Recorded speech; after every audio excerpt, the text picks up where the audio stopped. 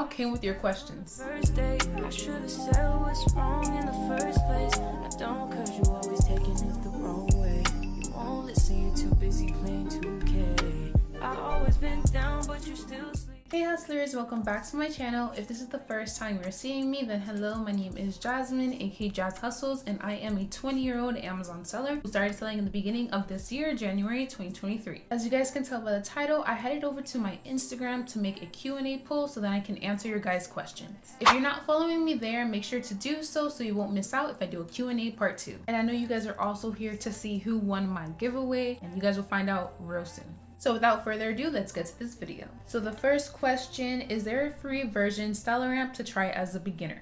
So there's no free version, but there is a free trial. I think it's like 7 days or 14 days, but there's no free version. Next we have, should I buy supplies and softwares after my application is approved for Amazon or before? I think it's best to have your materials before you get accepted for Amazon, but for the softwares you can wait on that like after, because remember you do have to pay monthly for the softwares, and if you're not even approved, then I feel like there's no need to use the softwares. You could play around with it if you wanted to, but my suggestion is to get the materials first, get approved for your Amazon account, then start buying your softwares. Next is, are you doing FBA for Q4?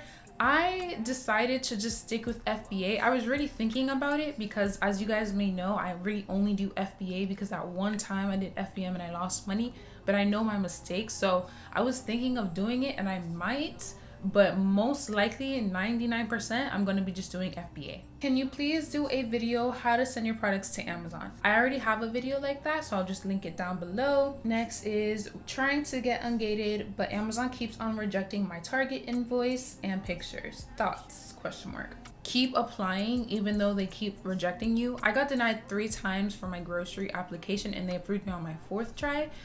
Just make sure you're doing everything correct. If not, you can go to the Ungating video on my page, and basically if you follow those steps, then there's no reason why they won't accept you. So they eventually will. I do like leaving like an optional comment where that section is, and I'll just put like 10 total Barbie units bought from Target.com to get Ungated for Barbie. I'm not sure if that is something that like works, but I just do it myself. The next question is, what category would you say you've experienced the best sales in? Grocery, question mark, health, question mark.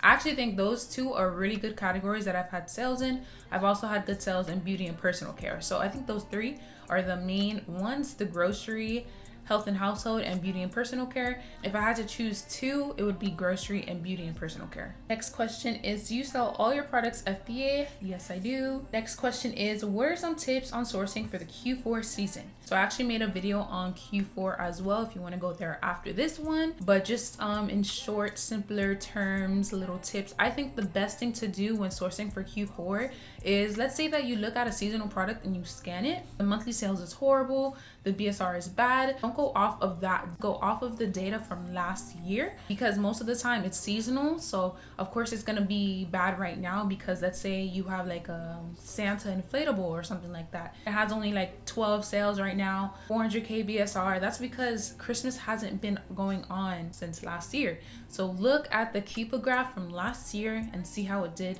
last year. Next question is, what's better, StellarAmp or Keepa? Think that both is really beneficial. If you guys haven't noticed, StellarAmp has come out with a lot of new features like the buy box statistics and also the variations panel, which is the main reason why I use Keepa. So I feel like now that StellarAmp has come out with those 2 really good features that I usually use from Keepa, I probably won't even need Keepa in the long run, but I'm gonna just keep it just for now. But I would suggest StellarAmp is the best thing. Sign up with StellarAmp in the link in my description. Shameless plug. The next question is, how much inventory would you say you send in a day? It's like different all the time. Usually I would send out probably like 3 to 4 boxes, maybe twice or 3 times a week. Sometimes there'll be weeks where I send boxes in every day. The next question is, did you source products before Ungating and things like that? Nike and Lego, or Ungate then search?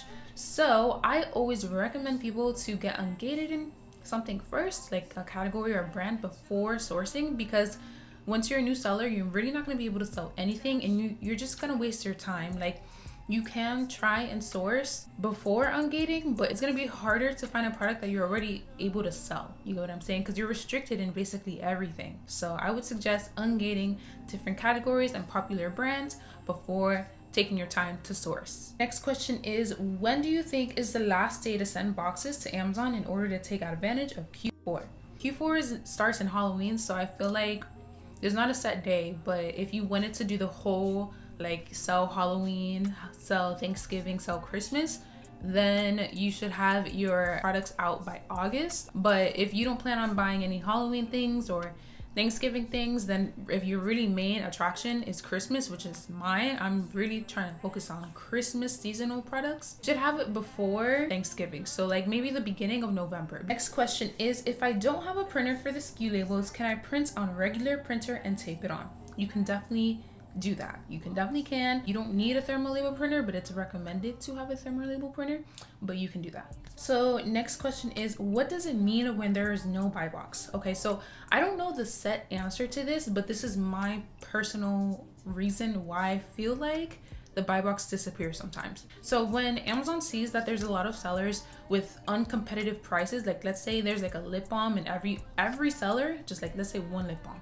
and every seller is selling it for like $15, $20, $30 when originally it's like a $5 lip balm, they're usually going to make the buy box disappear. I don't know if this is true, guys, so don't take me up on this, but I just feel like with my experience, when I look through products and they don't have a buy box and the retail price, like the cheapest price for that is like cheap, and Amazon sellers are like price gouging and having their price way too high, that's when the buy box would disappear. And then I see sometimes like if there is the seller who, like one seller who doesn't have a really high price, they would bring the buy box back and give it to them. So that's what I feel like, but I'm not 100% sure. Okay, so the next question is, so breaking news, we are about to announce the giveaway winners. There's going to be 2 winners, and I do have already a YouTube comment generator that will pick the 2 winners for me. So let's do this thing.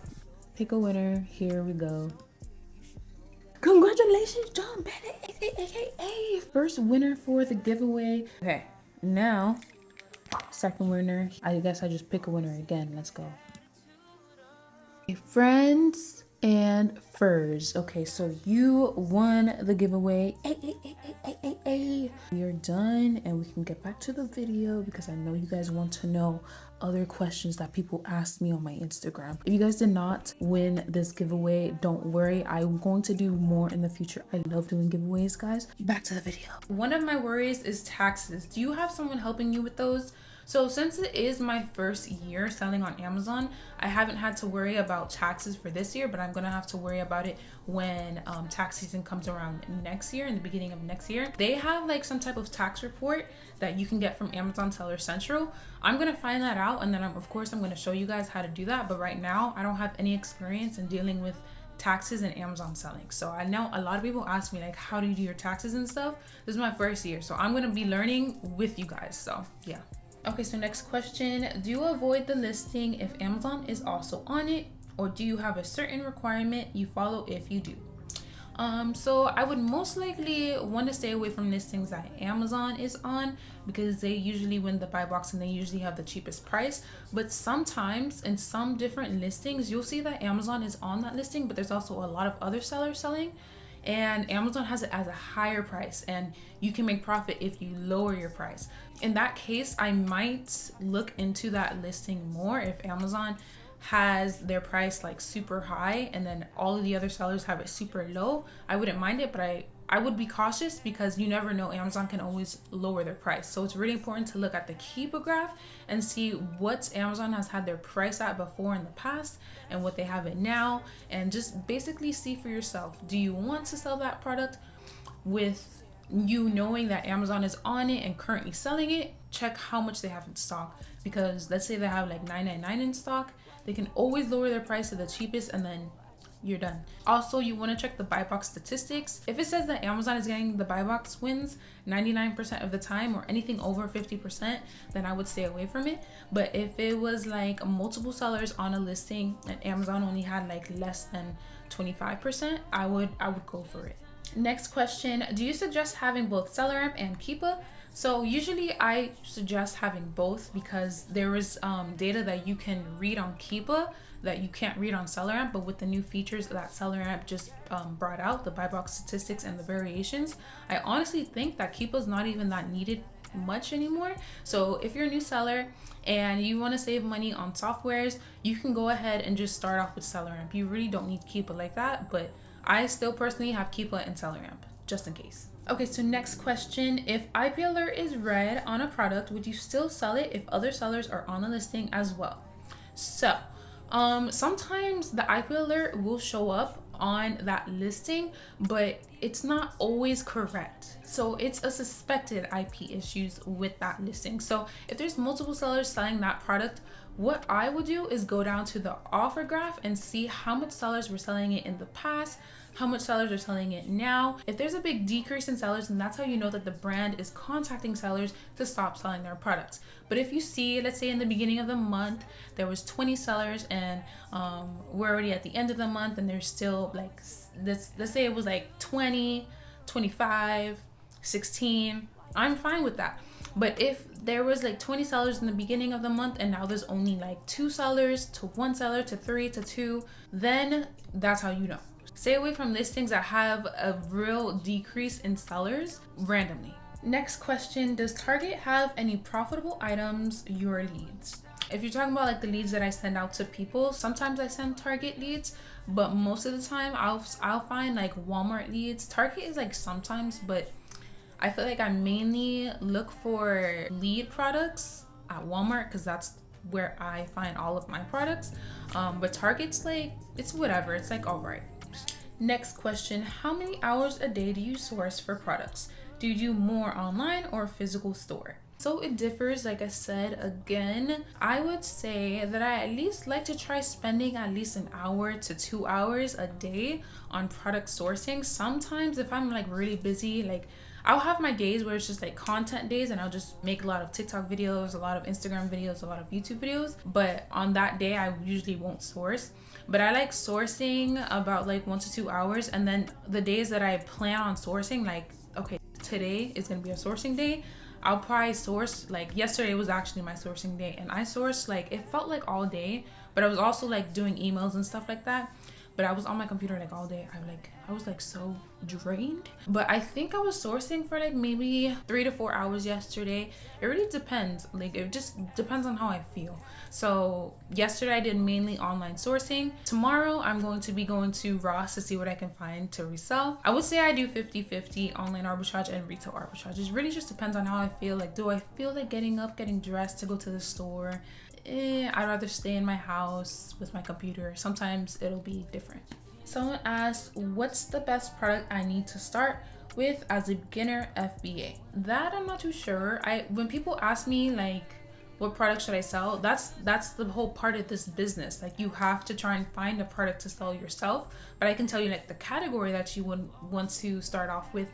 I usually suggest to start off with the grocery category or like a health and household category. If you're a beginner, it's best to get ungated in the grocery category first because then it unlocks like a whole lot of different food brands, beverage brands, and automatically be able to sell those. So I think grocery category is the best to look into, but like product wise, you have to try and find yourself. Someone asked if I can do more YouTube vlogs. I would love to. I love doing YouTube vlogs. I don't even know if people really liked the vlogs that I've done in the past on my YouTube video, but I definitely do want to do more YouTube vlogs, definitely. Target or Walmart for online shopping? I suggest Walmart, of course. I'm always team Walmart, but Target sometimes there'll be good deals. So I feel like Target is the best doing retail arbitrage because they always have toys on clearance that you can find, but like online, I feel like Walmart's best. Target too because they have deals and stuff like that. They like have like spend $50, get $20 in gift cards. I'm like, okay, Target. But like Walmart doesn't really have any of that junk, but Walmart just has cheap prices. So yeah. Someone said, I'm lost in what category I should start and what to get ungated from. Please help. Like I said, grocery is always the best to get started with. And yeah. Top 3 places to source RA. Most random spot you ever source RA. So I would say my top 3 is probably Ross, Walmart, and TJ Maxx. I think the most random place for me, because I don't usually go there, is Family Dollar. I went there once and I hated it. I couldn't find junk. $70 is supposed to be cheap when it's not. Okay, someone asked, so for my son starting out doing FBA, will he need an actual bank account to start? So you do have to have a card on file so then you can get the money sent to you. So of course you're gonna need some type of bank account, but it doesn't have to be a credit card. It could be a debit card. So that's what I have. I started with my debit card and I'm still at it with my debit card. Someone asked me if I'm a Leo. I definitely am a Leo. I was born August 6, 2003. You already know. Leo teens. Someone said, a big fan since day one. I love you so much. We love that. Okay, right question. How are you? I'm doing pretty good, honestly. I really did not feel like doing a YouTube video today, but I told myself that I have to shoot a YouTube video today, but I sucked it up. I put a cute top on and did my hair a little bit. I'm really not feeling it, but I'm here for you guys. I'm here for you guys. Period. Someone asked me, what am I selling on Amazon? I'm not just gonna tell you my products, girl. You gotta look for your products. I don't want them to be tanked and then people start selling them, because that's not good. That's not good. Someone asked me, what is the most you've made in a month doing Amazon RA? To be honest, it's like I do half and half RA and OA. Like I can't really answer that question, but I can tell you how much I've made doing both. So this month has actually been my best month, October. Let's see if I have it on here, because this is my old phone, so let's see. Oh, okay. This month I've actually made it to 19.47K in sales, which is crazy. Here is the looking of it. Almost 20K this month. We doing good out here. We're doing good. That's all I gotta say. We're doing good out here. That's it. Someone asked me, how did I actually scale my business? A lot of people ask me, they're like, how do you scale? Like, what's scaling? Basically, it's just making it from this to this, you know? So I think the main way to scale your business, and the main way that I scale my business, it's the most obvious answer, to start sourcing for products more and more and more. Because the more money you put into the business, the more money you're going to make out of it. I think that's the fastest way just to start spending money, but only if you have the money to spend, you know? Don't go bankrupt now. Do not go bankrupt on me. So someone asked, how do you ungate a product from Target if the order quantity is less than 10 at a time? So you can actually make multiple orders. So let's say you want to get ungated in some type of grocery category, okay? Let's say you buy the UGT and you're only able to buy 5 at one time. You can do 2 orders of 5. So you just have to provide Amazon with 2 invoices. They just have to see a combined purchase of 10 total units. I got asked, how much did you start your FBA business with? I'm gonna just say I spent about like 2 to 3K on everything. Buying my materials, my softwares. I bought a whole desk. Like I literally did not have that desk that's in my hallway. I bought that junk. I just made everything look pretty because I wanted to invest in myself, because if I knew I had like some cheap desk, then I wouldn't want to work there. And I wanted to make my like workplace environment like nice. So that's why I put like frames up, cute stuff up. I don't know the exact amount, that's why I'm saying 2 to 3, but it's somewhere around there, somewhere around that range. So someone said, I want to start off as small as possible. How much would you say startup cost would be? So I always recommend people to start off with at least 500 to 1,000. So in your case, if you wanted to start off small, I would suggest the 500. Someone said, can you show us how to read the Keepa chart and what to look for in the seller ramp? So I actually have a video as well. It's like a 27, 28. It's a long video. It's my longest video on my YouTube channel. That basically shows you how I source for products online using SellerAmp and Keepa, so make sure to go there after this one. So I have a few more questions that I did not get to answer, but I most likely will do a part 2, so make sure to follow my Instagram like I said, because I'm going to be doing another poll, so then you guys can ask more questions. And yeah, those are all the questions we have for today. If you guys learned something in this video, make sure to like it up and subscribe for more videos like this. If you didn't get to win my giveaway but still interested in learning more in depth about the business, my ebook link is going to be in my description. But thank you guys so much for watching this video, and I'll see you guys on the next one. Peace. Always say I got an attitude, oh. Yeah, but that's you was acting rude. I had to ask you if you had